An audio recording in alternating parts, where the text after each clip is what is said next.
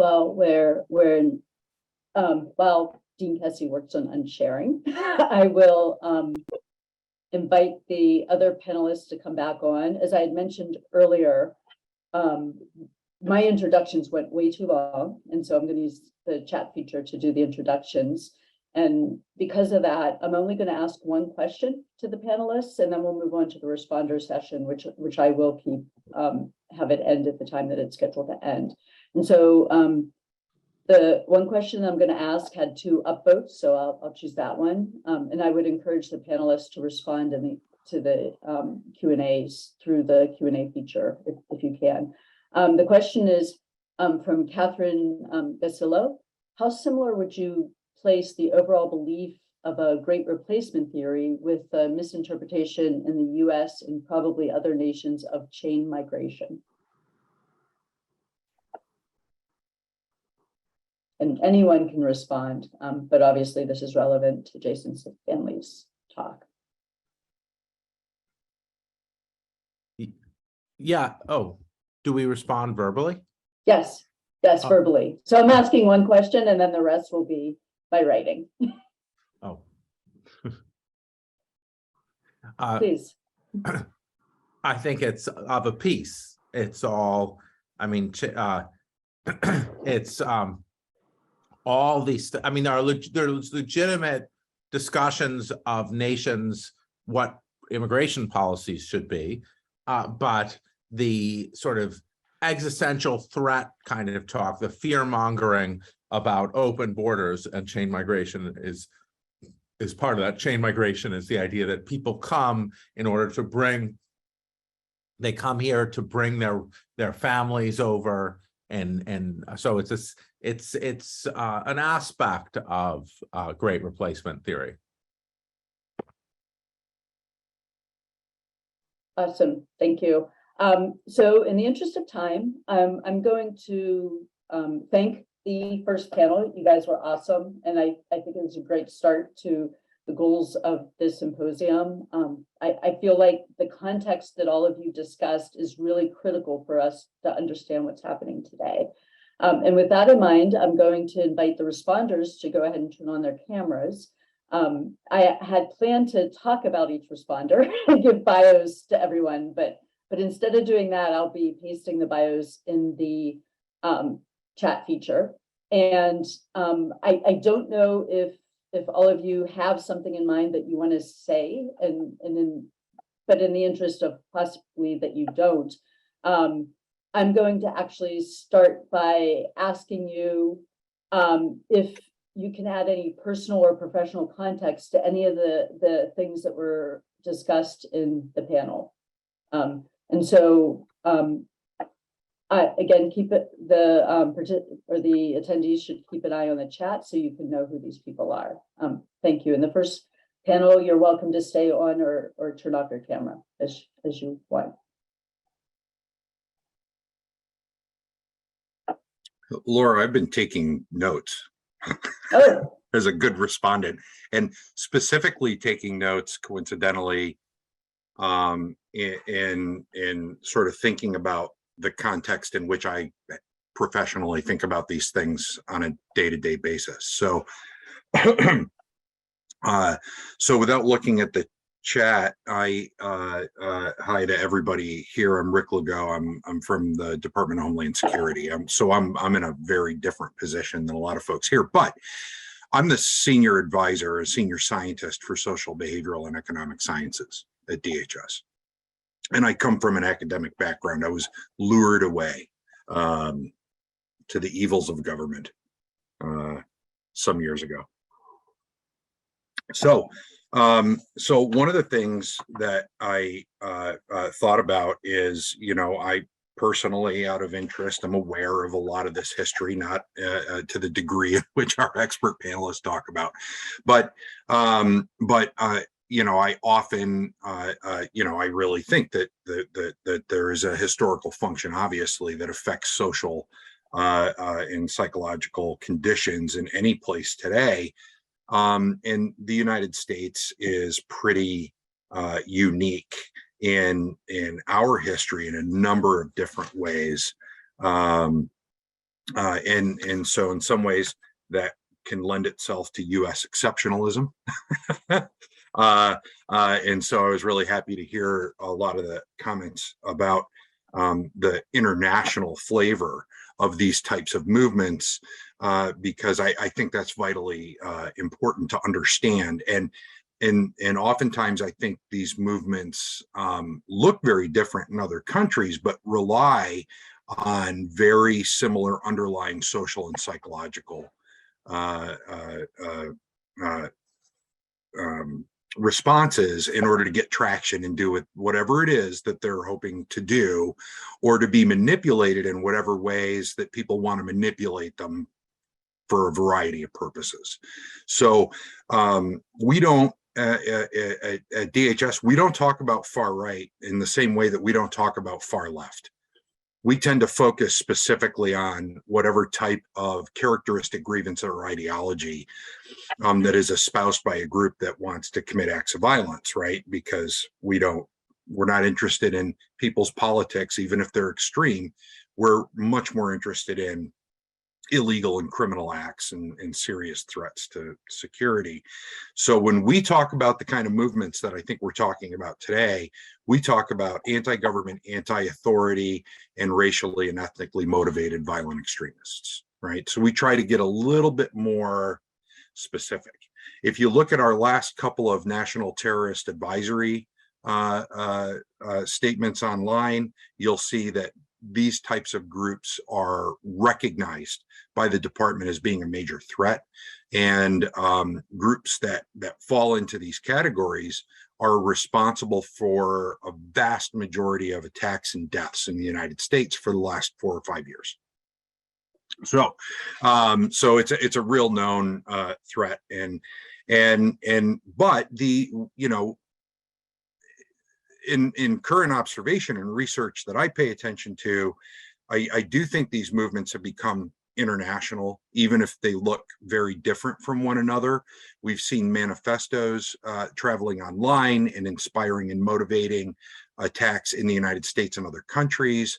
If you look at recent either attacks or groups that have been planning attacks that are in the news, it's very obvious to see that there are serious problems in other countries that aren't as diverse as the United States, like Norway and New Zealand, and have very different histories to us, and Germany, and then the current political reality in Europe that motivates people, I think research would tell us, and mobilizes people through a perceived threat of fear. So the social psychology literature and these apocalyptic beliefs, right? Oh, it's going to be the end of the world and you should be scared. And it's all going to be awful. And it often requires people defining an in-group and out-group. And it's one of the reasons why I think some of the notes that I saw in the chat and some of the questions that I was seeing, it should be obvious that people have voted against their interests in democratic countries forever, right?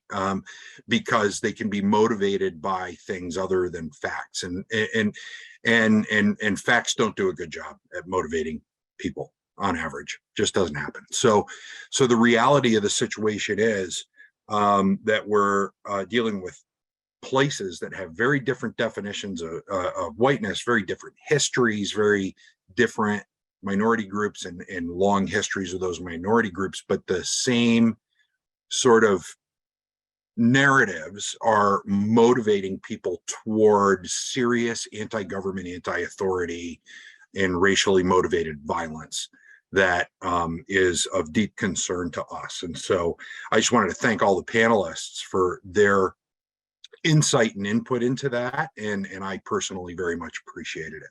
Thanks. Thanks, Rick. TM Garret had his hand up and would like to respond, and then I'll call on Felicia. Yeah, good morning. It's been said, Richard said it, and also Jason Stanley said it. These movements look different in different countries. I was born in Germany, so that's really interesting. And Jason said it too. The Great Replacement Theory, for example, looks different. The people it's targeted to are different, and it's about people are afraid of missing out, of losing something, and you look for a scapegoat. Who can I blame for this? And it's mostly the most visible or visual part or enemy that's there. And in Europe, it's very often the Muslims. There's a lot of Muslim immigrants that are coming through Turkey since about 2015. Really, it's a really big impact, and they have a hard time. The societies there, and my family still lives over there. They have a hard time to deal with that because the government doesn't really know how to integrate them. They have this problem to tackle that and find the middle between multicultural and assimilation. So this is a big problem. So okay, but it's their fault. The neo-Nazis still use sometimes the Jews for that and say, okay, they're still behind this. They're bringing all these immigrants to create this mixed race that we can control better.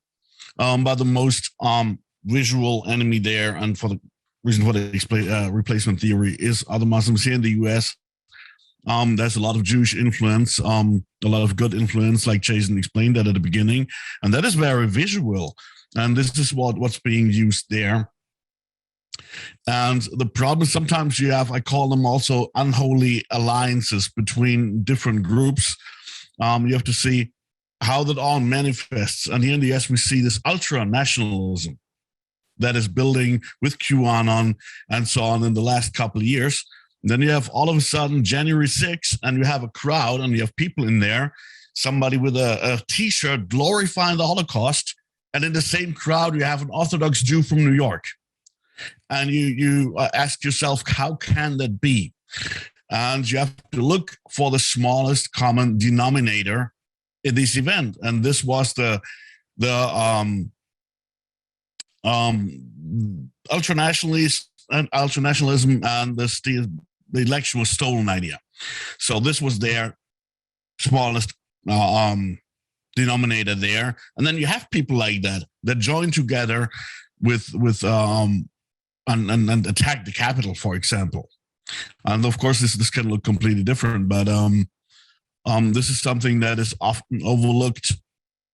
And it's also one thing is really important to understand when it comes to white supremacy, when it comes to classic anti-Semitism, that since, and this actually comes from the Russian Empire, when you had on Ukraine and you had Orthodox traditionalist Jews, and you had a lot of Jews that left the tradition behind and they went to Moscow and whatever, and they had a lot of more world influence, a lot of more experience, and all of a sudden the Jews were blamed for creating communism, to bring it out there. They were responsible for the revolution and so on. Bolshevism, Marxism was all the Jews' fault. That came a little bit from there.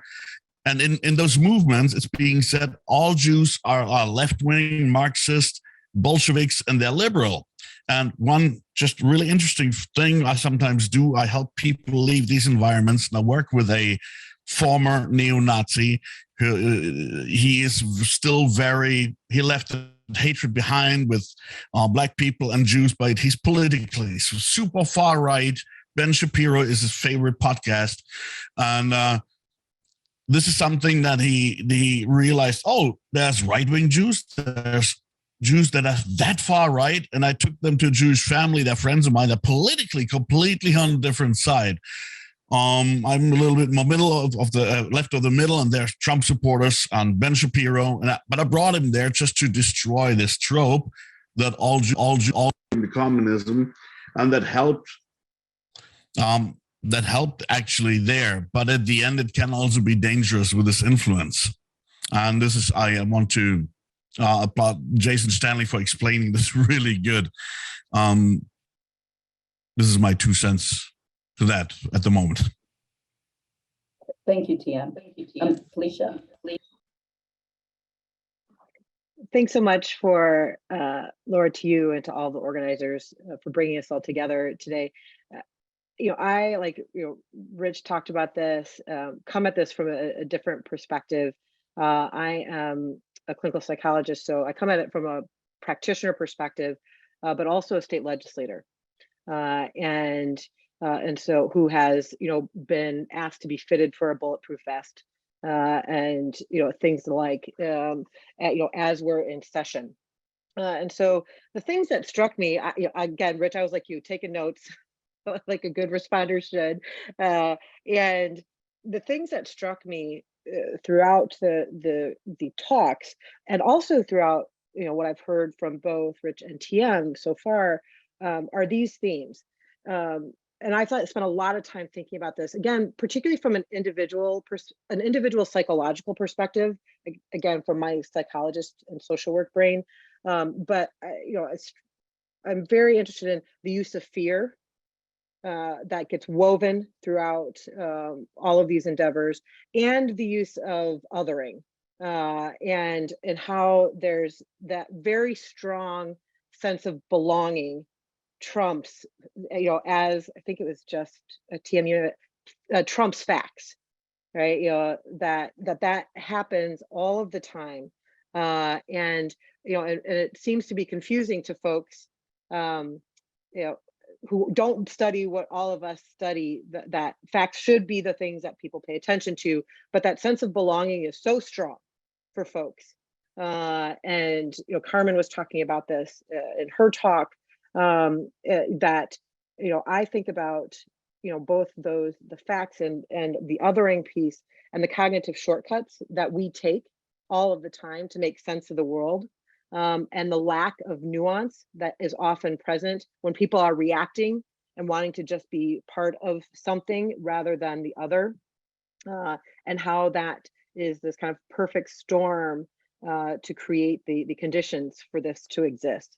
I also think about, as individuals, our general resistance to change, and how challenging that can be, and how intentional we all need to be when we want to change something. And so when you're thinking about a system or an organism that needs to shift and change, how challenging that can be, and that kind of pull or undertow to the status quo, and in this case, a very racist kind of status quo, to be able to garner that power, and then obviously, in my eyes and all of ours, the misuse of that power. And I think about, Adrian was talking about this. I really appreciated what you said.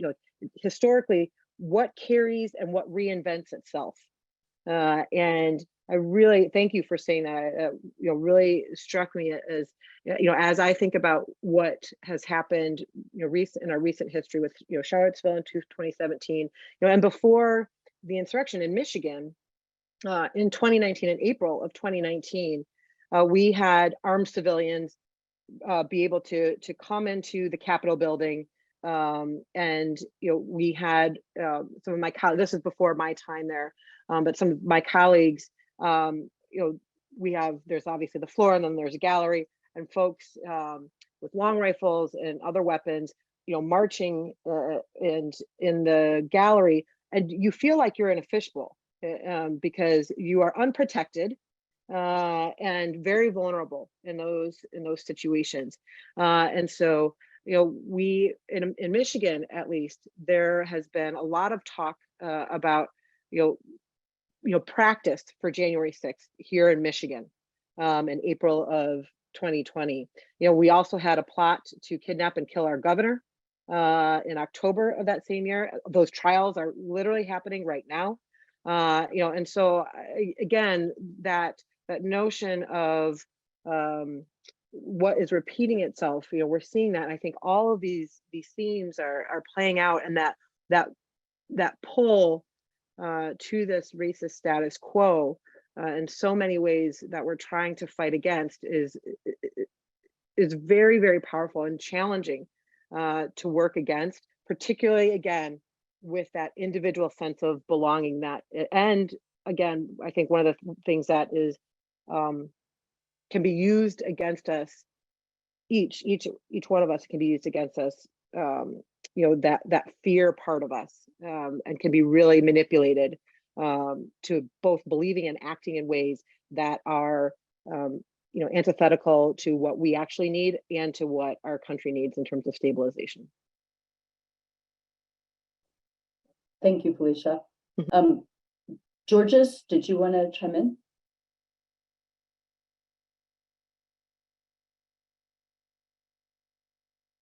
You know, the most interesting thing, of course, I heard two things. Number one, obviously, the whole issue around replacement theory is that it's a simple concept.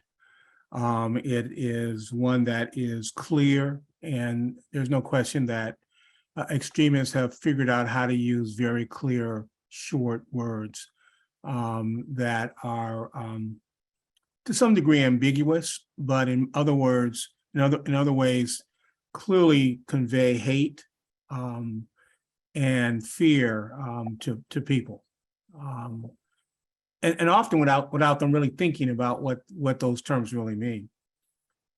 And I think the second thing that I heard is the issues around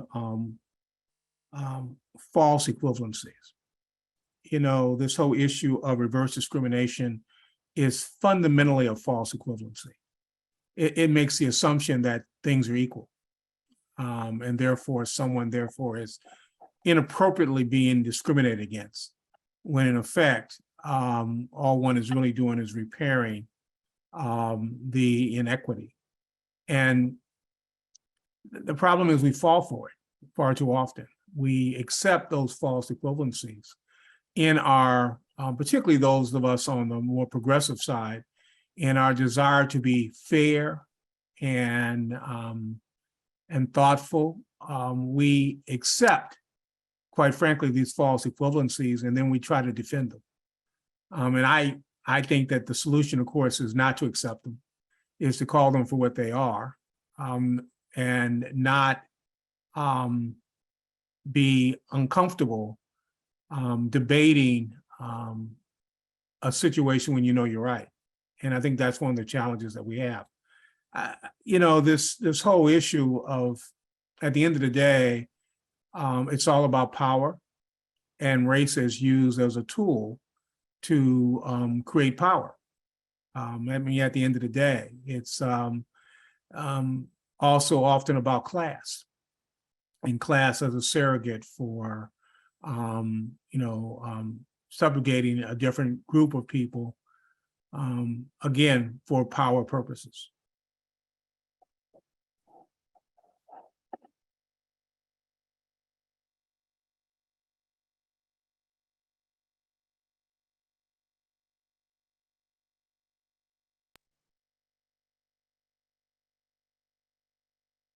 I just muted myself, apologies. Thank you, Burgess.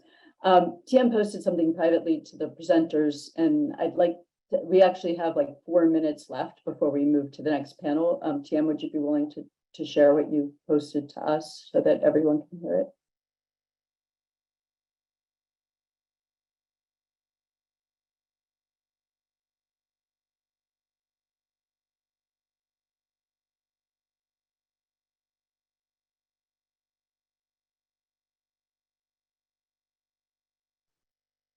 Or I could read it if you'd like. TM posted that. I can actually it's right here. I said, commented on somebody said Luke actually, and this is nothing you've seen like in the Third Reich. You had, for example, in Bosnia, Muslim unity in the Waffen-SS that fought for Hitler. Unbelievable, actually. Later you had these Holocaust conferences in Tehran, Iran, Holocaust, and General or David Irving going there. That's actually the Arabs were supposed to be the enemy. TM, you have an echo. You have a very bad echo. Okay. Let me. Probably better. A great Halloween voice, though, actually. Tis the season. Okay, I hear you.